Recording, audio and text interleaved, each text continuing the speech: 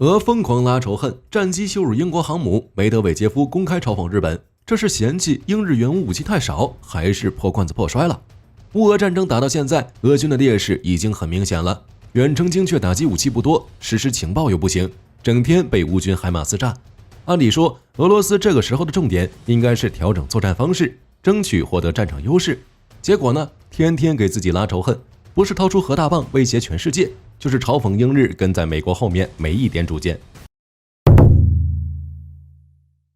1月13日的时候，英国《太阳报》公布了一段视频，俄罗斯3架苏24从英国伊丽莎白号航母上空飞过。虽说英军立即出动了 F-35，喊话俄军并开火警告，但是战机飞过航母的情况已经发生了。火力军只能说俄罗斯这是真膨胀啊，一副吃定英军的样子。确实，俄罗斯跟北约是对手，但更多的还是战略博弈，双方都是处于一种斗而不破的状态。毕竟安稳发展经济比打仗舒服，双方战机相遇一般也都是伴飞、监视之类的行为。估计这也是俄军苏24敢从英国航母上飞过去的原因。在火力军看来，俄罗斯这也是欺软怕硬。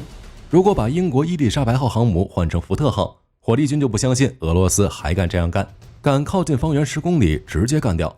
而且俄罗斯还因为英国援乌挑战者2对英国实施新制裁，只是这个力度着实不太行，把英国外交大臣克莱福蒂、英军总参谋长桑德斯列入制裁名单。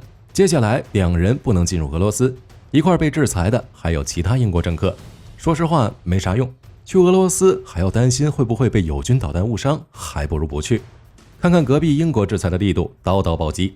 从俄罗斯入侵乌克兰开始，英国就对俄罗斯实施了严厉制裁，冻结了大量实体和个人的资产，并对一些行业和服务实施了出口禁令。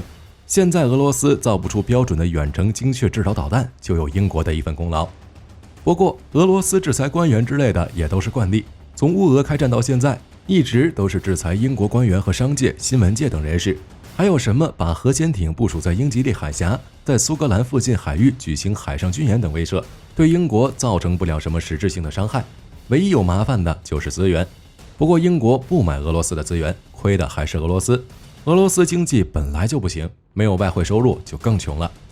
当然，单说制裁这事，火力军可以接受。毕竟乌俄战争开始之后，北约就对俄罗斯展开了制裁，英国就是急先锋，是除美国外支持乌克兰最积极的国家，也是为乌克兰培训作战人员最多的国家。还一直表示乌军可以使用北约武器袭击俄罗斯本土，建议乌方派出特种部队深入俄方本土，破坏俄方的后勤和补给线。毕竟攻击俄罗斯本土的是乌军，与英国无关。世界上有很多国家用的都是别人家的武器，制造国会受到谴责吗？不会。英国把武器援助给乌克兰，那就是乌克兰的，怎么用是乌军的事儿。至于俄罗斯认不认可这个说法，那就是他自己的事情了。是否制裁也是俄罗斯自己说的算。但是羞辱英国航母这事有点看不懂，而且这个时间也不对。苏24飞过英国航母是2021年6月份，但是在2021年1月份才被爆出来，中间相隔1年半的时间。英国为什么要在这个时间爆出这个消息？俄罗斯挑衅英国航母的时候还没乌俄战争，估计英国感觉这事没必要报道，毕竟也不是什么好事，就直接压下去了，等着秋后算账。乌俄战争一开始，机会就来了。如果说英国援助乌军武器没带点私人感情，火力军是不相信的。援乌武器就是为了暴走俄军，唯一的问题就是战争持续的时间有点长。英国的武器虽然没啥问题，但是国内民众估计会有怨言，毕竟这钱都是自己国家的。英国选择在这个时候爆出这个视频，估计也是给民众一个解释。俄罗斯都那么嚣张了，不揍他不行。除了挑衅英国，俄罗斯最近还一直嘲讽日本。前段时间，日本首相去了一趟美国，商量怎么对付俄罗斯。结果梅德韦杰夫看不下去了，在1月14日公开嘲讽日本认美国当老大，顺带谈起了美国对日本发起核打击这事，要求拜登忏悔。标准的抛开事实不谈。不过就日本最近的动作来看，俄罗斯嘲讽日本大概率也是心虚的表现。日本最近的军演有点多，说不准哪天就打算武力夺回北方四岛。比如最近1月16日到26日，日本航空自卫队和印度空军就在日本国内展开了战斗机联合训练。日本航空自卫队出4架 F2和4架 F15，印度空军则派了4架苏30 MKI。2架 C-17、1架伊尔78加油机，这用来干什么就已经很明显了。研究苏制武器，印度配备大量的苏制武器，日本完全可以通过这次军演了解苏制战机的机动能力、巡航范围、维修情况等性能参数，然后以此制定战术，以备不时之需。而且之前日本还跟美国、澳大利亚、英国和德国举行过此类演习，对其国防和安全战略进行了全面改革。按照日本目前的打算，国防开支到2027年增加1倍，达到 GDP 的2%。同时还计划从美国引进500枚战斧巡航导弹，研制射程能够达到3000公里的导弹，而且很多次演习都是剑指北方四岛。就比如美日在北海道举行大规模海上联合演习，出动兵力多达4000人，完全可以拿下北方四岛，而且谁也没有规定北方四岛是俄罗斯的，也不算强。关于这4岛的所有权，日俄两国争执了近4个世纪，但始终没有找到解决的办法。不过火力军之前提到过，乌俄开战之后，日本武力夺回北方四岛的机会就来了。乌俄开战之后，日本跟着美国对俄制裁，俄罗斯也反手把日本列入了不友好国家的名单，对日本的制裁也跟英国的差不多，可以说是一个模子里刻出来的。制裁日本1众1员不能进入俄罗斯，不痛不痒，还单方面决定退出与日本在北方四岛开展的经济活动，并且暂停了领土争端的谈判。恰好这个时候，泽总颁布了一项法令，认为北方四岛是被俄罗斯占领的日本领土，机会不就来了？趁俄罗斯东西两面不能兼顾之际，武力夺回北方四岛。现在的北方四岛上就有1万多人，大部分都是俄罗斯军人。唯一的常备部队就是驻扎在库纳什尔岛以及伊图卢普岛的第18机枪炮兵师，武器也一般。常规部队的坦克、装甲车、自行火炮以及防空和反坦克武器，战斗力也就那样。如果日本在军演的时候武力夺回北方四岛，俄罗斯也没办法。毕竟一个乌俄战争就已经让俄罗斯自顾不暇了，顶多警告日本，表示放学了别走，操场见。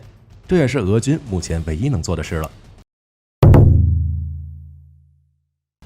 对于俄罗斯而言，被人欺负了有2种解决办法，要么自己去找回场子，要么就忍了。就目前来看，俄罗斯只能忍。说实话，自从6年前土耳其击落苏24，俄罗斯选择口水仗开始，什么战斗毛子的说法就已经没了。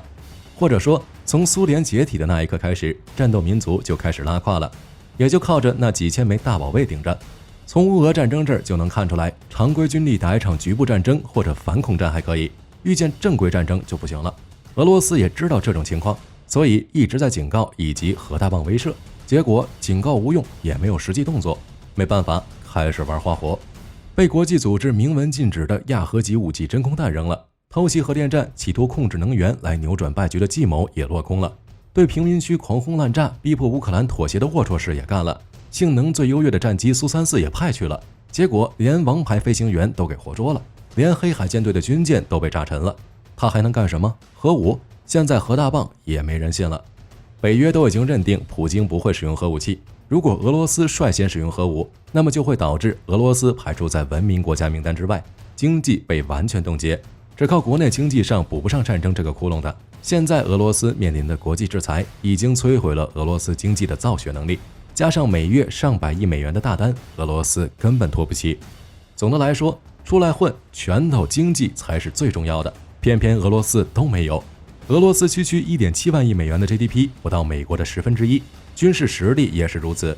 俄罗斯主流军火居然有2战时期的铁甲车，军人补给居然会出现过期食品，后勤保障居然有64公里长的装甲部队，因为油料等补给不足而趴窝3-4天。自从乌克兰宣布全民皆兵反守为攻之后，俄罗斯媒体就宣布进入静默状态，全是战损，没法接受。当初苏联能在阿富汗打10年，因为他有这个经济能力，可以把战争消耗控制在慢性出血的程度，而拥有现代战争技能的乌克兰是高配版的阿富汗，俄罗斯却是低配版的苏联，怎么打也只能是口嗨了。好了，这期视频到这就结束了。各位觉得日本有没有机会夺回北方四岛？欢迎在视频下方留言评论。如果视频内容有不对的地方，各位也可以在下方指正。我是火力军，下期见。